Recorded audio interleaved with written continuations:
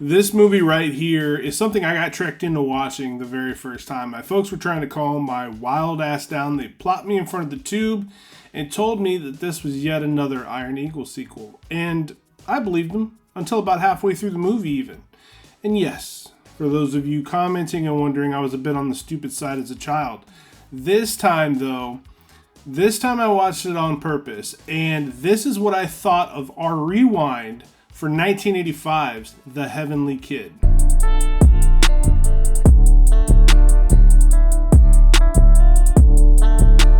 Before we hop in the time machine, I'm going to ask you to like the video, comment on the video with your thoughts, and subscribe to the channel. That's the only time I'm going to hit you with that plea. I'll try to leave you alone at the end of the video. Don't hold me to it though. But in this movie, as we start this film, we find ourselves in the 60s with a pair of characters about to drag race recklessly towards a cliff in an old school game of chicken over a woman, because of course it is, right?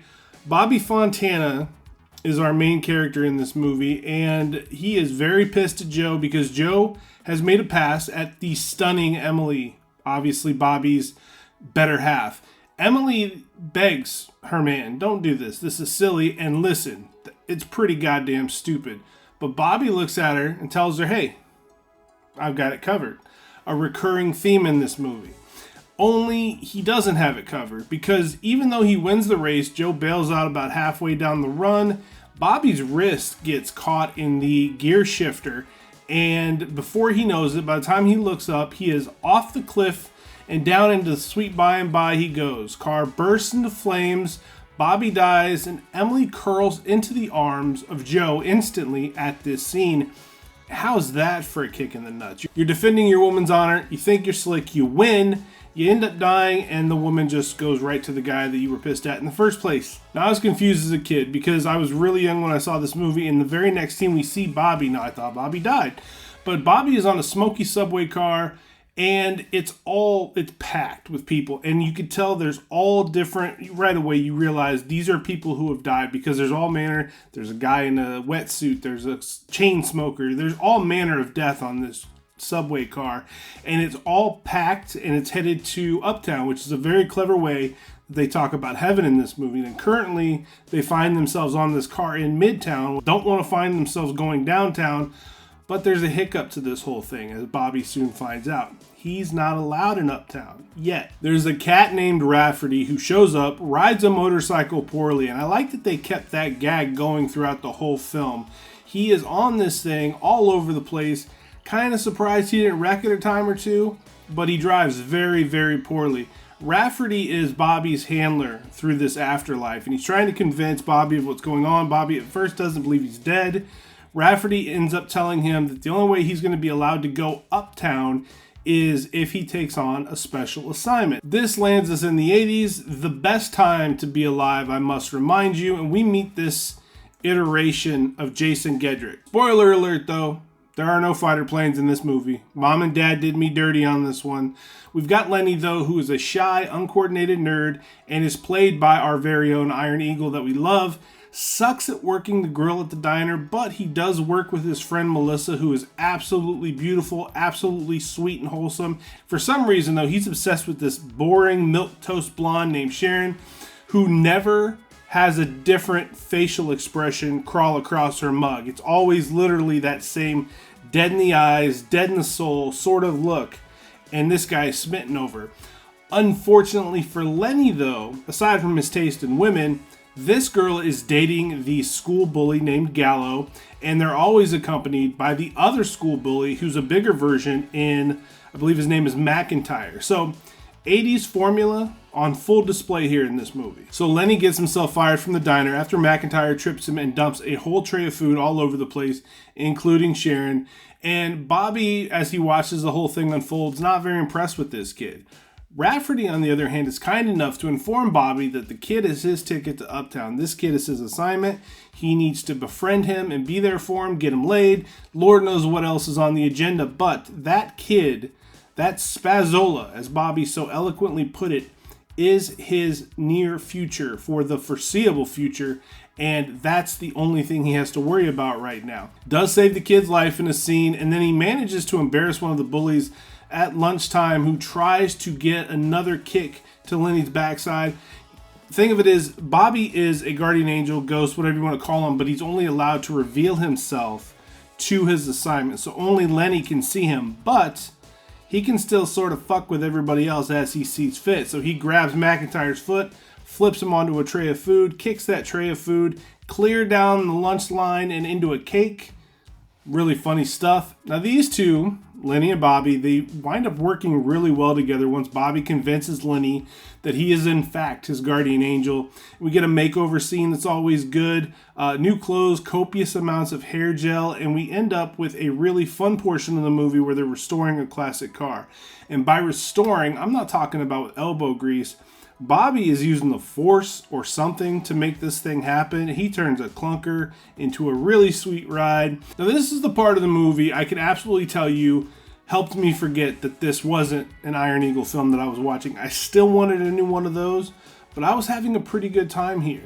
And fresh paint of coat aside, the rejections followed over and over and over again as Bobby had Lenny go out there and just dip his toe in the water, and he didn't have any luck. Winds up almost ready to give up, pulls a trio of chicks, and they're driving around, they're cruising, they're really enjoying themselves. They got that great 80s music playing in the background, and then Bobby and Lenny decide to celebrate their newfound success with these three attractive young ladies by getting shit-faced, because why not, right? Then as Bobby brings Lenny home, we get one of the true, and I can tell you this with absolute honesty, one of the truest holy shit moments as a young child I remember having when we find out that Lenny's mom is Emily, Bobby's ex. I mean, what are the odds? Of course, Rafferty had to have known about this. Why wouldn't he mention this? But this really did. It blew my mind. And on top of that, she ended up marrying Joe. I just felt for Bobby because Bobby, this whole time, he wanted to get back to tell Emily something. And then he gets saddled with this kid only to find out that the kid is the son of Emily. The plot's starting to get a little bit thicker here. Now slowly Lenny works up the credibility to not only stand up to Gallo and his crony, but steal Sharon away in the process.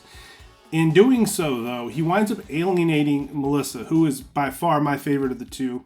Does end up losing his virginity, so there's that. You know, the guy's still got that going for him. But we see him turning into the type of dude that he would have hated a few weeks prior.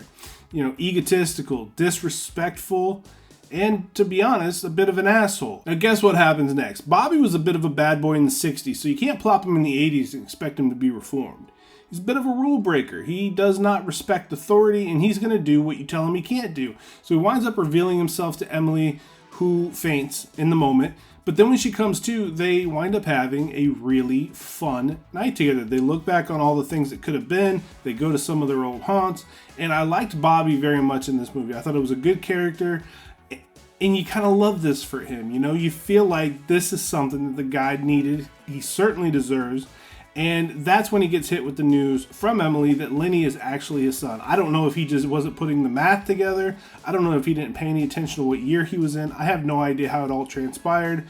But it was kind of obvious about halfway through the film. And Rafferty, when he shows up, he is super, super pissed because Bobby is only supposed to reveal himself to his assignment. Bobby doesn't care. He's popping bottles. He's excited. Happy as hell that he has a kid. And another problem ends up arising because as he's rifling through Rafferty's book of impending arrivals, he realizes that Lenny's name is now in there, meaning the kid is about to die, and in a similar fashion to the old man because Gallo, who during Lenny's ascension at the school has been disrespected and kind of looked down upon, and he's hoping to reclaim some of that old glory by challenging Lenny to the same type of race that killed Bobby all those years ago. And as far as we go for this film and the plot and what happens, that's all you're going to get from me on this one. This is probably an unknown enough movie to where you may not have seen it. And with the 8 out of 10 that I'm about to drop on you, you should absolutely go and give it a look. Ages gracefully, heavenly even. And if you like goofy and dated comedies that will absolutely make you smile, you should invest some time here. Lastly, I got to tell you, I don't know much about Lewis Smith, who plays Bobby Fontana here so superbly. Don't remember anything he did before this. I don't remember anything he did since this. I did check the IMDb. He's been in things, but nothing I've been privy to. I thought he was awesome in this movie. I mean, I thought he was really good as the title character. I still laugh when Lenny tells him he's smoking grass. Bobby's eyes get big, and he says, "I'm smoking somebody's lawn." I mean, it's silly, and it's definitely a nostalgia thing for me because I remember where I was at when I was a kid, and I couldn't figure out, what does he mean by grass? I was an innocent young man, found out what grass meant shortly thereafter because I asked my neighbor who was a bit of a bad influence. Loved it. I just dug it. I think The Heavenly Kid is an underrated film that everybody should take a little bit of time to sit back with, watch at least once. You'll enjoy it. You will not regret it. I'm Matthew Essex. This is Aging Gracefully. Subscribe to the channel. I lied at the beginning. I'm going to ask you twice. Subscribe to the channel. Like the video. Comment on the video if you've seen this movie. Let's talk nostalgic. What about this movie brings things back to you? These movies we've mentioned, they're time machines. Transports you back to that time when you first saw it. I still can see the apartment that I lived in when I first watched this movie. It's not in a great part of town anymore, but that didn't matter. That was my childhood, and I dug it. I dug this movie. I think you'll dig it too. And that's all I'm going to say. See you on the other side.